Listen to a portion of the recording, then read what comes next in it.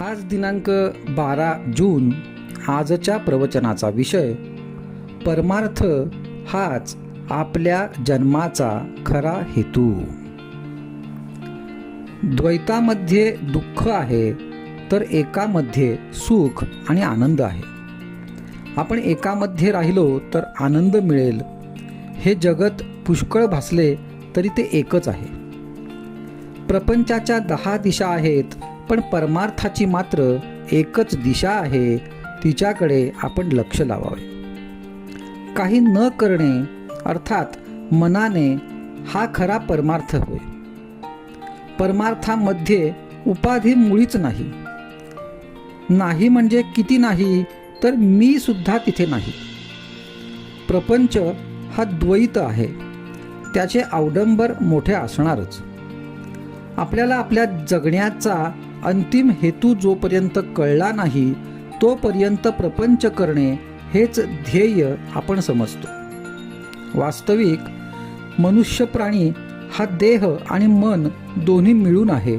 म्हणून त्याने ऐहिक आणि पारलौकिक दोन्ही गोष्टी साधल्या पाहिजेत. परमार्थ साधणे हाच आपल्या जन्माचा खरा हेतू आहे. व्यवहारात द्वैताशिवाय आनंद नाही. म्हणून परमार्थात मानसपूजेत पहिल्याने मी आणि परमात्मा अशा द्वैताने सुरुवात करावी लागते. जोपर्यंत परमार्थ आपल्या हाडी मासी खिळला नाही तोपर्यंत आपल्याला वाचनाची गरज आहे. त्यापासून साधनाला जोर येतो. मन भगवंताकडे गुंतविण्यासाठी काय करावे हे पहावे. एक बाप आपल्या मुलाला पोहायला शिकवित होता. बापाने मुलाला पहिल्या प्रथम घोट्या इतक्या पाण्यात आणले, नंतर ढोपरा इतक्या पाण्यात आणले, नंतर थोडे आणखी पुढे आणले आणि एक दिवस त्याने मुलाला पाण्यात खेचून घेतले. त्याप्रमाणे आपले गुरु आपल्याला परमार्थ शिकवित असतात. आपण पाण्यात उतरले मात्र पाहिजे. देहाने प्रपंच केला पण तो फळाला येत नाही. म्हणून संतांनी नामस्मरणाचा मार्ग सांगितला.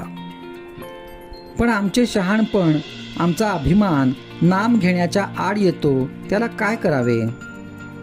हा अभिमान दुसरा कोणी उत्पन्न करतो असे थोडेच आहे.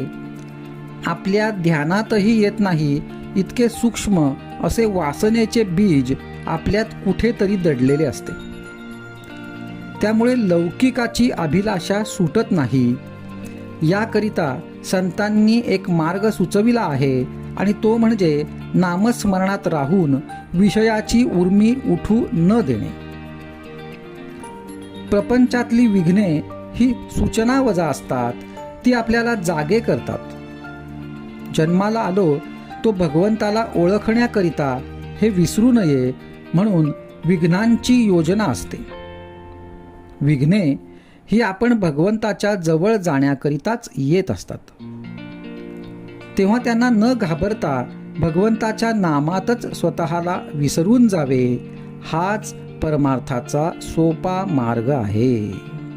आजचा सुविचार.